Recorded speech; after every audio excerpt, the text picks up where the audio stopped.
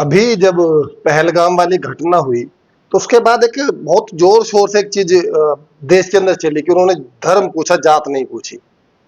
तो सबको लगा कि भी हाँ, इन्होंने हमारे धर्म को चोट पहुंचाई है, जात को नहीं पहुंचाई है, सबको एक रहना चाहिए।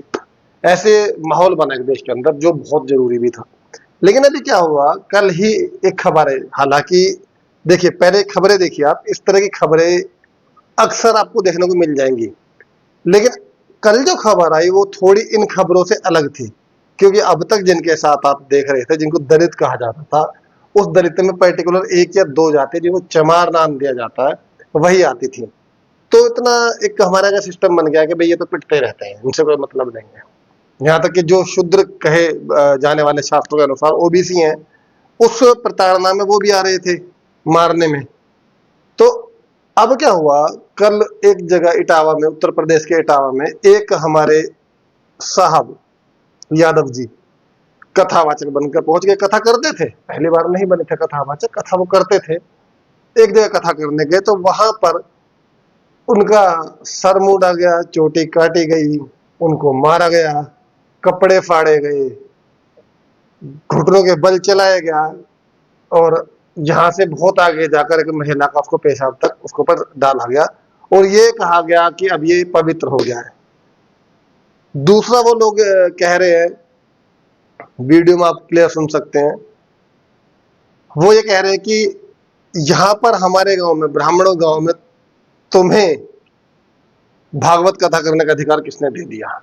मतलब भागवत कथा सिर्फ एक ही समुदाय के लोग हैं जो कर सकते हैं, इसके अलावा कोई नहीं कर सकता है। लेकिन अगर मैं इन्हीं के लिखे ग्रंथों की बात करूं, जिसका बार बार हवाला देते हैं, अगर पुराने समय में जाओगे तो जाति पात नहीं थी, जाति पात हमारे शास्त्रों में है ही नहीं, उसमें तो वर्ण व्यवस्था है। वर्ण व्यवस्था कर्म के आधार पर है, जन्म के आधार पर नहीं है। तो भाई अगर आपकी मैं बात मान लूं, वर्ण व्यवस्था कर्म के आधार पर थी, तो सबसे पहले ब्राह्मण तो फिर डॉक्टर बी आर अम्बेडकर हो जाने चाहिए था। आज तक जिनकी मूर्तियां तोड़ रहे हो आप लोग अभी तक, वो तो अभी तक ब्राह्मण नहीं बन पाए, जबकि वो दुनिया के बड़े से बड़े विद्वानों में उनका नाम आता है। लेकिन चलिए वो बात पुरानी, अभी नई बात जो आज इन्होंने करा। तो यादव जी, सबसे पहले तो मैं आपके लिए संवेदनाएं प्रकट करूंगा कि आपके साथ ऐसा हुआ, लेकिन गलती आपकी है भाई। आपने भागवत तो पढ़ ली, भागवत आप सीख गए, आपने उसका प्रवचन देना भी शुरू कर दिया, भागवत कथा करनी शुरू कर दी, लेकिन आपने तुलसीदास की चौपाइयां नहीं पढ़ी। अगर आप सही से तुलसीदास को पढ़ लेते, गोस्वामी तुलसीदास को अगर आप सही से पढ़ लेते, तो आप ऐसी गलती करते नहीं। क्योंकि उन्होंने साफ साफ लिखा है, अधम जात में शिक्षा पाए, भयु था दूध पिलाए। भाई ये जो अधम जात में जो शिक्षा पा रहे हैं, उनको तो ऐसा जैसे सांप को दूध पिलाने के बराबर है। और आप भाई अधम जात में आते हैं यादव जी। आप इस भ्रम में जो जी रहे हैं कि भाई हम चमार से ऊंचे हैं ना, वो तो माहौल है यहाँ का। चमारों को आरक्षण के नाम पर पीटा जाता है, लेकिन आरक्षण में आप भी उतने ही आते हैं जितने चमार आते हैं, बल्कि उनसे ज्यादा आते हैं आप लोग। तो ये चीज आपको कर्म कांड करने से पहले, आपको हिंदू बनने से पहले हिंदुओं के ग्रंथ तो पढ़ने पड़ेंगे ना। अगर मैं हिंदू हूं, मैं मानता हूं अगर मैं हिंदू हूं, तो मुझे अपने हिंदू शास्त्रों का ज्ञान होना चाहिए। अब आप हिंदू तो बन गए, आप भागवत कथा करने भी चल दिए, लेकिन भाई उस भागवत कथा को करने से पहले आपने, जो हमारे देश का सबसे बड़ा ग्रंथ है रामायण, या सबसे बड़े ग्रंथों में एक रामायण, उसके बाद में रामचरितमानस, रामचरितमानस जिसके आधार पर प्रभु श्री राम का इतना बड़ा मंदिर बनाया गया है। देश में जगह जगह कोने कोने घर घर से आवाज है जय श्री राम जय श्री राम। आपने उस रामचरित मानस को लिखने वाले राइटर तुलसीदास की चौपाइयां नहीं पढ़ी, ये गलती आपकी है। आपको पढ़ना चाहिए था, उसमें लिखा तेली कुम्हार कुल कलवारा, इनके बारे में क्या लिखा है। तो अगर आप वो नहीं पढ़ोगे तो फिर किसी गलती मानी जाएगी। क्योंकि अगर मैं बात करता हूं, जिन लोगों ने मार पिटाई की, इस बात पर मार पिटाई की कि भागवत कथा करने का अधिकार किसी शूद्र को नहीं है, और वो बेचारा शूद्र बार बार चिल्ला रहा है जी मैं चमार नहीं हूं, मैं तो यादव हूं। मतलब वो कोशिश कर रहा है बताने की, देखो जी मैं चमारों से बहुत ऊपर हूं, मुझे मत मारो। लेकिन उनकी नजरों में आप चमार ही हो, आप शूद्र ही हो। आप भले आपको कुछ भी मानते हो, कुछ भी समझते हो, उससे फर्क नहीं पड़ता है। शास्त्र क्या कहते हैं उससे फर्क पड़ता है। और शास्त्रों में जो लिखा है, तो आप भागवत कथा के साथ साथ भैया पढ़ना शुरू करिए तुलसीदास को भी। आप रामचरितमानस की चौपाइयों को पढ़ना शुरू कीजिए, उनको समझना शुरू कीजिए। और ये सिर्फ रामचरितमानस की बात नहीं है जिसमें इस तरह की बात आती है, आप मनुस्मृति को भी पढ़िए एक बार, आपको समझ में आएगा कि आप कौन है, क्या करना चाहिए, क्या नहीं करना चाहिए, बड़े अच्छे से समझाया गया है। और जहां तक शिक्षा की बात है, आप पढ़ाने का काम कर रहे हैं, क्योंकि भागवत कथा अगर आप कर रहे हैं तो एक तरह से ज्ञान ही तो बांट रहे हैं ना भाई। तो ये उद्देश्य में आप ज्ञान बांट रहे हैं, जहां पर शंभुक ऋषि को ज्ञान बांटने के आधार पर भगवान श्री राम ने मार दिया था। मैं भगवान की बात कर रहा हूं। तो शिक्षा बांटना शूद्र के लिए कितना खतरनाक है, आपने यादव जी ये नहीं पढ़ा। या मैं ये समझ लूं कि आपने अगर पढ़ा होगा तो आपने खुद को श्रेष्ठ मान लिया, जबकि तथा कथित श्रेष्ठ कोई और है, उनके अलावा कोई श्रेष्ठ हो ही नहीं सकता। या दूसरी बात, ऐसा भी हो सकता है कि कहीं आप अगर ये भागवत कथा करने लगे तो कल को आप मंदिरों पर भी अधिकार मांगेंगे भाई। अगर आप इस तरह के पूजा पाठ कर्म कांडों में आप हिस्सेदारी लेने लगे तो एक वर्ग का धंधा बंद होता है, और वो इतना बड़ा धंधा बंद करने के रास्ते पर है आप, जो पूरे देश की अर्थव्यवस्था को बदल सकता है। इतने बड़े धंधे पर आप हाथ डाल दोगे, ऐसे थोड़ी हो जाएगा ना यार। अब आपने हाथ डाला, परिणाम देखा, सब कुछ ठीक है, धंधा नहीं छेड़ना चाहिए था आपको भाई। आपने रोजगार पर हाथ डाला किसी के, तो गलत है। फिर तो आपको शास्त्रों का हवाला दिया जाएगा भाई, आपको शास्त्रों में अनुमति नहीं है। शास्त्रों में अनुमति नहीं कि आप भागवत कथा करें, आप पूजा पाठ करें, आप कर्म कांड करें, या किसी के रोजगार पर लात मारे, ये नहीं लिखा है। आप शास्त्र के अनुकूल चले अगर आप हिंदू हैं तो, या तो आप हिंदू मत कहिए अपने आपको। तो यादव जी भाई, बहुत चीजें, पहले आपको भागवत कथा के अलावा और भी शास्त्र है, उन पर भी आप प्रकाश डालिए, पढ़िए, और फिर जैसा आप भागवत कथा का प्रवचन दे रहे हैं वैसे उन शास्त्रों का प्रवचन दीजिए। तब जाकर समझ में आएगा लोगों को भी, दूसरों को भी, आपको भी समझ में आएगा कि आपको क्या करना चाहिए, क्या नहीं करना चाहिए। लेकिन आज 21वीं सदी में सिर्फ हमारा देश ऐसा है जहां पर जात पूछ कर मारा जाता है। क्योंकि अगर ये भेद कुदरत बनाती, जैसा कि कुछ पाखंडी दावा करते हैं कि ये तो परमात्मा की बनाई हुई जाति, इसमें हम क्या कर सकते हैं, तो भाई किसी को शक्ल से देखकर पहचानो ना किसकी जाति क्या है।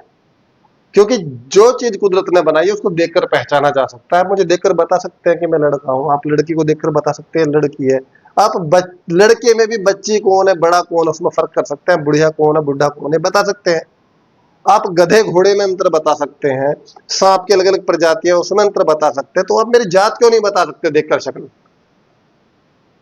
क्योंकि जात कुछ है ही नहीं, पाखंड है, और उस पाखंड पर ही आधारित ग्रंथ रचे गए, जात को बेस बनाकर ही। क्योंकि अगर तुलसीदास जातिवादी नहीं होता ना, तो तुलसीदास उस समय का राइटर है जिस समय बाबरी मस्जिद बनाई जा रही थी मंदिर तोड़कर। तो तुलसीदास ने कहीं जिक्र किया बाबरी कि भाई इसने मस्जिद तोड़ी, हम पर ये अत्याचार हुए, हमारा मंदिर था? वो तो अपने लेख में मस्जिद में सोने की बात करता है। तो ये जातियों का जो षड्यंत्र यहाँ देश में चल रहा है, जो इस तरह की घटनाएं सामने आ रही हैं, रोज एक से बढ़कर एक घटनाएं आ रही है, इतनी गिरी हुई हरकतें सामने आ रही है, मतलब संविधान नाम की कोई चीज जैसे देश में है ही नहीं।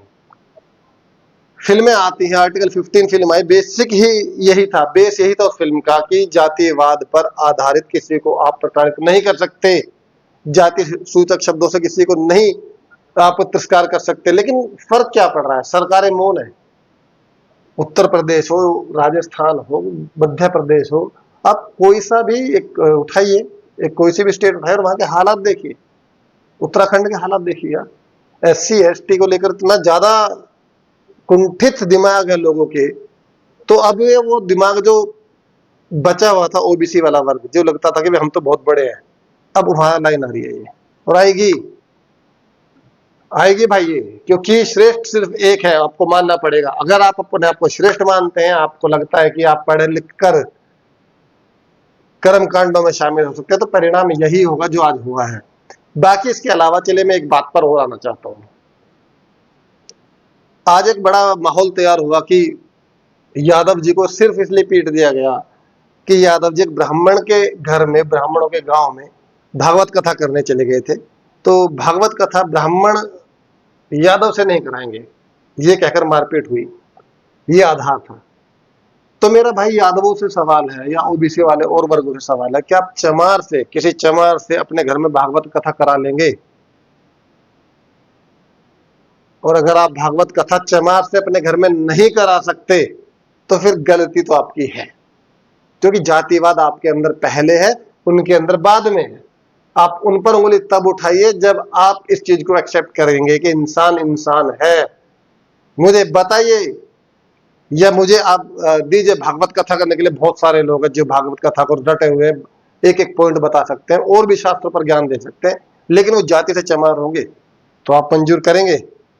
सिर्फ यादवों की बात नहीं कर रहा हूँ, बाकी सभी ओबीसी की बात कर रहा हूँ, क्योंकि जितने एट्रोसिटीज के केस आते हैं, जितने अत्याचार के केस आते हैं, उनमें ये लोग भी अच्छी खासी संख्या में हैं। तो भाई मेरा सवाल यही है, दोबारा कर रहा हूँ सवाल आपसे, कि क्या कोई ओबीसी, क्या कोई यादव, क्या कोई जाट, क्या कोई गुर्जर एक चमार से अपने घर में भागवत कथा करा लेगा? क्योंकि जातिवाद को खत्म करना, अगर आप जातिवाद के खिलाफ है तो सिर्फ आप वहां खिलाफ नहीं हो सकते जहां पर अत्याचार हुआ है। खिलाफ तो खिलाफत है, गलत को गलत और सही को सही कहना पड़ेगा ना भाई। आप कहते उसके साथ हो रहा तो ठीक है, मेरे साथ हुआ तो गलत है, तो वो नहीं चलेगा ना। अगर जातिवाद गलत है तो जातिवाद गलत है और गलत नहीं है, तो फिर क्या गलत हुआ है? एक जगह स्टैंड लेना पड़ेगा। या तो आप मानिए कि आप जातिवादी मानसिकता के हैं, आप अपने से नीची जाति को जो कह देते हो, तो सारे ही शूद्र में जो आते हैं वो सब इक्वल है, सब इक्वल है शास्त्रों के अनुसार, इनके अनुसार। लेकिन उसमें क्या हुआ है कि अपने सुविधाओं के अनुसार हमने सबने बांट लिया कि भी हर किसी ने अपने से नीचे जाति ढूंढ रखी है, हर किसी ने। किसी को भी आप एक जाति के प्रश्न को बात उठाकर बात करेंगे तो उससे बात करेंगे तो पता चलेगा उससे भी नीचे जाति उसने ढूंढ रखी है, हर किसी ने ढूंढ रखी है भाई। ये है जातियों का जंजाल, इस जंजाल में फंसे हुए हैं आप। और जब तक खुद इस जंजाल से बाहर निकलने की कोशिश नहीं करेंगे तो भाई इस तरह तो वो लोग हावी होंगे। वो फिर कहाँ गलत है? वो तो अपने शास्त्रों के दम पर बात कर रहे हैं। आपके कौन से शास्त्र, आप किस दम पर भागवत कथा करने चले गए? पहले ये भ्रम अपने दिमाग से निकालिए कि आप किसी जाति से ऊंचे हैं, फिर जातिवाद का विरोध करिए, तो आपकी भी बात रखी जाएगी, मानी भी जाएगी, सुनी भी जाएगी। लेकिन अगर आप किसी ऐसे धर्म को मानकर चल रहे जिसके अंदर आपकी जाति नीचे आती है और आपने अपने से नीचे जाति ढूंढ रखी है, तो आपको कोई अधिकार ही नहीं है जातिवाद के खिलाफ बोलने का, कंप्लेंट कराने का या किसी को गिरफ्तार कराने का, क्योंकि आप अपने आप को भी कहीं ना कहीं उच्च जाति का मानकर चल रहे हैं किसी दूसरे इंसान से। भले वो इंसान आपसे ज्यादा पढ़ा लिखा हो, आपसे ज्यादा समझदार हो या आपसे ज्यादा कितना भी ज्ञान रखता हो, लेकिन सिर्फ आपको ये पता चल जाए कि इसने उस जाति में जन्म लिया है जिसको आप अपने से नीचा मानते हैं, तो आपके झट हिंदुत्व जाग जाता है, आप तैयार हो जाते हैं कि अरे ऐसा कैसा हो गया। इस चीज को तो समझना बहुत जरूरी है इस देश के अंदर भाई। अगर मुझे मेरे से नीचे जाति पता है, मैं वापस वही कह रहा हूं, अगर मुझे पता है कि मैं एक ऊंची जाति में हूं और मुझसे नीचे जाति भी है, तो मुझे जातिवाद के खिलाफ बोलने का कोई अधिकार नहीं है। पहले जातिवाद से बाहर आइए, अपनी मानसिकता को सुधारिए, इंसान को इंसान समझिए। और सिर्फ ये नहीं कि मैंने कह दिया अजी हम तो बराबर मानते हैं सबको, देखो हम तो उसके घर खाना खा लेते हैं। अरे मैं नहीं मानता भाई, मैं तो चमारों घर खाना खा लेता हूँ यार बैठकर, मुझे क्या दिक्कत है? यही तो जातिवाद है। मैं चमारों के घर खाना खा लेता हूँ। कौन होते हैं चमार? कौन है भाई चमार? आप ज्यादा बेहतर है उनसे, आपके घर ज्यादा अच्छे हैं, आप पढ़े लिखे ज्यादा है, आप सफाई में उनसे ज्यादा है, किस चीज में ज्यादा? चलो जो गंदा है, जिसकी हालत बेकार है, जो ढंग से रहना नहीं चाहता, वो अलग है। मैं पर्टिकुलर जात की बात कर रहा हूँ। अगर जात के आधार पर विरोध हो रहा है तो अपनी मानसिकता सुधारो ना यार, बदलिए। वरना इस देश में जो ये खबरें आती है ना, ये इस तरह खबरें पहली बार नहीं आई है। ऐसी खबरें भी है कि बैठा कर इंसान को उसके ऊपर पेशाब करा जाता है, घर के घर मार दिए जाते हैं, छोटे छोटे बच्चे को पानी का मटका छूने पर मार दिया जाता है। ये वो घटनाएं जिनसे अगर किसी को फिल्में देखकर आप रो कर दिखाते हो ना, अगर एक मैं फिल्म ये दिखाना चाह रहा हूँ आपको, एक छोटा सा बच्चा है जो स्कूल में गया, उसको प्यास लग रही है पानी पीने के लिए, वो एक मटके को छू लेता है। पानी पी पाया या नहीं पी पाया वो बाद की बात है, मास्टर उसको पीट पीट कर इतना कर दिया कि वो मर गया। इस चीज से लेकिन आपको फर्क नहीं पड़ा ना, क्योंकि वो चमार था, मटका छुआ कैसे उसने। दुखदाई है ये खबर जो हो रहा है देश में, वो बहुत ज्यादा दुखदाई है, क्योंकि आजकल जो सरकार है, भाजपा सरकार, स्पष्ट कह रहा हूं, जो भाजपा सरकार है उसके संरक्षण में कुछ लोग ऐसे पनप रहे हैं जो जातिवाद को खुलकर बड़े बड़े मंचों पर बैठकर भाषण दे रहे हैं, जो जातिवाद को बढ़ावा दे रहे हैं, और सरकार उनके कंधे से कंधा मिलाकर चलते हैं, प्रधानमंत्री उनके साथ चलते हैं। अगर मैं ये कह रहा हूं कि भाई फलाना जाति सर्वोपरि है, तो जातिवाद शुरू होता है। कोई भी जाति कैसे है, जाति है तो वो सर्वोपरि है, वो सबसे बड़ी है, तो उससे नीचे तो हो गए ना, और जब कोई नीचे हो गया तो वो अपने से नीचे भी ढूंढेगा। और हमारे देश के प्रधानमंत्री ऐसे लोगों के साथ खड़े होते हैं, घूमते हैं, उनको अपना छोटा भाई तक कहते हैं, और वो पाखंडी करोड़ों अरबों की संपत्ति बनाकर देश के पैसे पर, आप लोगों के पैसे पर मजे लेते हुए घूम रहे हैं, कुछ जेल में भी हैं। तो जागने की जरूरत है भाई। ये जो कांड हुआ है ना, ये नया नहीं है इस देश के अंदर, मैं नहीं मानता कि कुछ नया हुआ है। ये हर दूसरे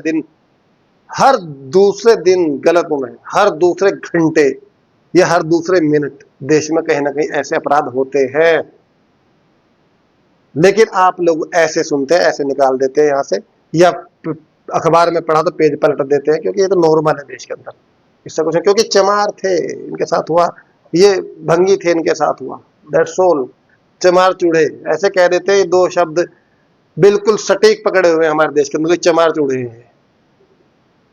चमार चूड़े नहीं है साहब, आप शुद्र भी चमार चूड़े ही हैं, जिसका बिल्कुल ताजा उदाहरण है, बिल्कुल ताजा। और अगर यकीन ना हो मेरी बात पर तो दोबारा कुछ ऐसा करिए। लेकिन अगर इस चीज को मिटाना चाहते हैं तो मैं दोबारा कह रहा हूँ, जातिवाद को अपने अंदर से मिटाइए। एसटी एससी ओबीसी जिनको शुद्र माना जाता है, अगर वो शुद्र भी एक जगह होकर बैठकर बात करे तो दूसरे किसी की औकात नहीं कि उंगली उठा सके। लेकिन जरूरत है पहले आपको समझने की, इस चीज को देखने की, और इंसान को इंसान के साथ बिठाने की, समानता रखने की बहुत ज्यादा जरूरत है इस देश को। वरना गर्त में जा रहे हैं हम लोग, और गर्त में जाएंगे हमारे आने वाली पीढ़ियां।